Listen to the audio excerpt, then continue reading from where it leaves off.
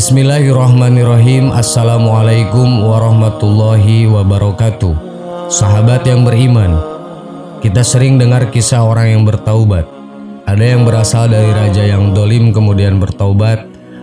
Ada juga yang berasal dari kepala perampok kemudian bertaubat dan akhirnya berkat amalannya diangkat menjadi waliullah.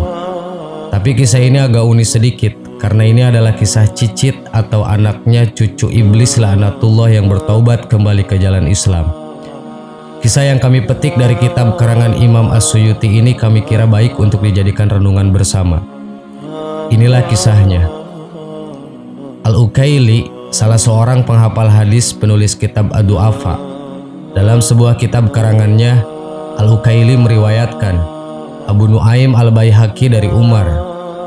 Dia mengatakan ketika kami sedang duduk bersama Rasulullah di suatu tempat di Gunung Timamah, tiba-tiba muncul seorang pria tua sambil memegang tongkat.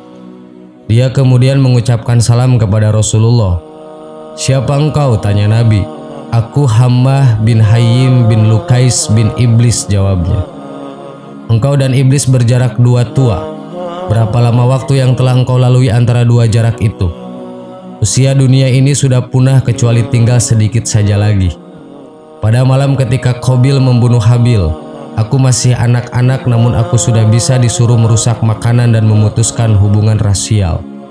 Nabi bersabda, "Alangkah buruknya perbuatan orang tua yang dikutuk dan anak muda yang diajarnya. Janganlah sebutkan lagi hal itu karena aku sudah bertaubat kepada Allah. Aku pernah bersama Nuh di masjidnya dan beberapa orang yang beriman dari kaumnya. Aku terus-menerus mencela caranya menyampaikan dakwah kepada kaumnya sampai dia menangis dan aku juga turut menangis. Aku termasuk orang yang menyesal atas perbuatan itu dan aku berlindung kepada Allah agar tidak termasuk orang-orang jahil. Aku katakan pada Nuh, 'Wahai Nuh, aku termasuk orang yang bersekongkol dengan pembunuhan yang dilakukan Qabil yang menumpahkan darah orang yang berbahagia dan mati syahid dari anak Adam. Apakah menurutmu taubatku masih diterima?' Nuh menjawab, 'Wahai Hammah, berhasratlah terhadap kebaikan dan lakukanlah itu sebelum muncul penyesalan dan kerugian. Sesungguhnya aku telah membaca apa yang diturunkan Allah kepadaku bahwa tak seorang pun hamba pun yang bertaubat kepada Allah melainkan Allah akan menerima taubatnya. Karena itu ambillah wudhu dan bersujudlah 2 kali. Aku pun terus melaksanakan apa yang diperintahkannya kepadaku. Ketika aku sedang sujud diserukan kepadaku, angkatlah kepalamu karena taubat bagimu sudah turun dari langit. Maka aku pun selalu bersujud kepada Allah. Aku juga sempat bersama Nabi Hud dan bersama mereka yang beriman kepadanya. Aku juga mencela caranya menyampaikan dakwah sehingga ia dan aku turut menangis. Aku sering bertemu Nabi Yakub dan aku juga bertemu Yusuf di tempat orang-orang awam yang buta huruf. Aku bertemu Ilyas di lembah. Aku bertemu Musa bin Imran dan beliau mengajarkan Taurat kepadaku. Sambil berkata, jika engkau sampai bertemu Isa putra Maryam, sampaikanlah salamku kepadanya. Lalu ketika aku bertemu Isa, aku sampaikan salam Musa kepadanya. Kemudian Isa berkata kepadaku, jika engkau bertemu Muhammad, sampaikanlah salamku kepadanya. Setelah mendengar kisah tersebut, Rasulullah SAW memandang ke arah yang jauh, lalu menangis sambil bersabda, salam atas Isa selagi dunia masih ada, dan salam atasmu wahai Hammah di atas amanah yang telah engkau sampaikan. Wahai Rasulullah, lakukanlah sebagaimana yang dilakukan oleh Musa bin Imran kepadaku. Beliau sudah mengajarkanku Taurat. Maka Rasulullah SAW membacakan kepadanya surat Al-Waqi'ah, Al-Mursalat, An-Naba, At-Takwir, dan Mu'awwidah Zaitin serta Qul Huwallahu Ahad. Kemudian bersabda, sampaikan kepadaku apa keperluanmu wahai Hammah sebelum engkau meninggalkan kami. Umar berkata, lalu Rasulullah menghentikan kisahnya sehingga aku tidak tahu di manakah iblis itu sekarang. Sahabat yang beriman, semoga kita bisa memetik hikmah yang terkandung dalam kisah tadi sebagai kebaikan dan pengetahuan kita dalam Islam. Semoga bermanfaat. Amin. Wallahu a'lam. Wassalamualaikum warahmatullahi wabarakatuh.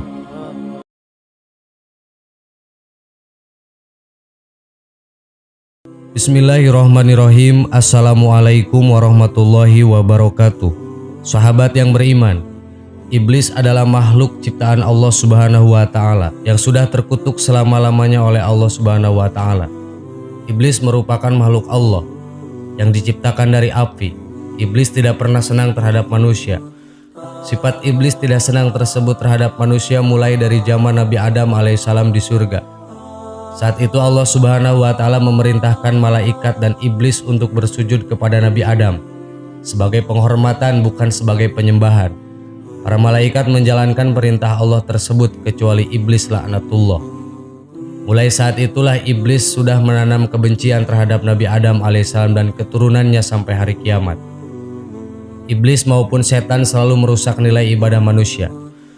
Di saat iblis maupun setan berhasil menjerumuskan manusia ke dalam kemaksiatan, mereka akan riang gembira akan keberhasilan tersebut.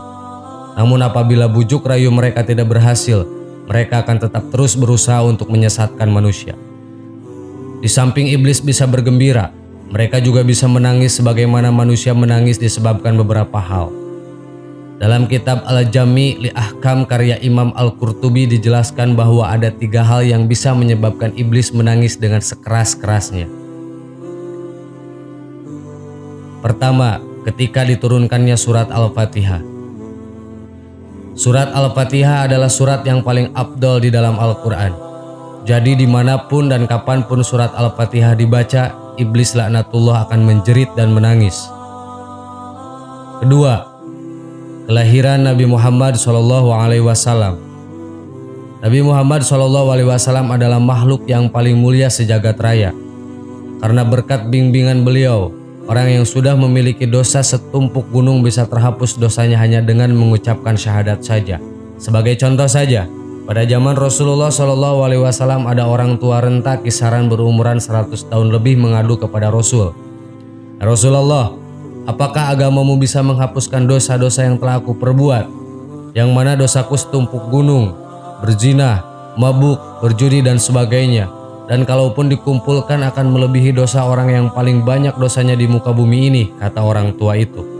Bisa, jawab Rasulullah. Lalu apa yang harus aku lakukan? Tanya orang itu. Kemudian Rasulullah SAW bersabda, ucapkanlah syahadat. Kemudian orang tua itu pergi menuju rumahnya. Selang 3 hari kemudian terdengar kabar kalau orang tua itu meninggal dunia dan Rasul pun bersabda, orang tersebut termasuk golongan orang yang masuk surga. Ketiga, ucapan salam. Ternyata ucapan salam dari seorang mukmin pada mukmin lainnya bisa membuat iblis menangis dengan kerasnya. Hal ini seperti yang diriwayatkan oleh Ibnu Abbas radhiyallahu an. Ibnu Abbas berkata, sesungguhnya iblis yang terkutuk itu akan menangis pada saat seorang mukmin bersalam. Dan dia iblis berkata, aduh celakanya. Kemudian mukmin itu tidak akan terpisah melainkan akan diampuni dosa-dosanya. Rasulullah SAW sendiri sangat menekankan ucapan salam bagi seorang mukmin sebagaimana perkataan lain diucapkan. Dalam hadis Rasulullah SAW bersabda, orang yang berkendaraan hendaklah memberi salam kepada orang yang berjalan kaki. Orang yang berjalan kaki hendaklah memberi salam kepada orang yang duduk. Dan orang yang sedikit hendaklah memberi salam kepada orang yang banyak. Dilansir dari kitab Al-Bidayah wa An-Nihayah juz 2 halaman 326 karya Agung Al-Imam Al-Hafidh Ibnu Katsir radhiyallahu an. Diceritakan bahwa iblis pernah menangis sejadi-jadinya dengan tangisan yang keras disebabkan beberapa hal berikut. Sebagaimana Al-Imam Ibnu Katsir radhiyallahu an katakan di dalam kitabnya, bahwasannya iblis pernah menangis sejadi-jadinya dalam keadaan 4 hal, yaitu 1. Ketika iblis dilaknat oleh Allah Subhanahu wa Ta'ala. Yang pertama, iblis menangis karena dilaknat oleh Allah Subhanahu wa Ta'ala atas pembangkangannya menolak sujud kepada Nabi Adam alaihissalam. Bahkan iblis merasa lebih mulia daripada Nabi Adam. 2. Ketika iblis diusir dari surga. Tidak sampai hanya di situ, iblis pun diusir oleh Allah Subhanahu wa Ta'ala dari surga karena Allah tidak ridho dan senang. Bahkan Allah Subhanahu wa Ta'ala haramkan surga dihuni oleh makhluk yang memiliki sifat ujub, yaitu bangga akan dirinya sendiri, sehingga melahirkan sifat takabur, yaitu memamerkan kemuliaan di atas makhluk yang lain. 3. Ketika surat Al-Fatihah diturunkan. Yang berikutnya adalah diturunkannya surat Al-Fatihah karena keutamaan yang terdapat pada surat ini sebagai Ummul Quran, yaitu induk dari Al-Quran, dan Sab'ul Matsani, yaitu 7 ayat yang terpuji. 4. Ketika Rasulullah SAW dilahirkan. Yang terakhir adalah kelahiran Rasulullah SAW sebagai rahmat untuk seluruh alam semesta.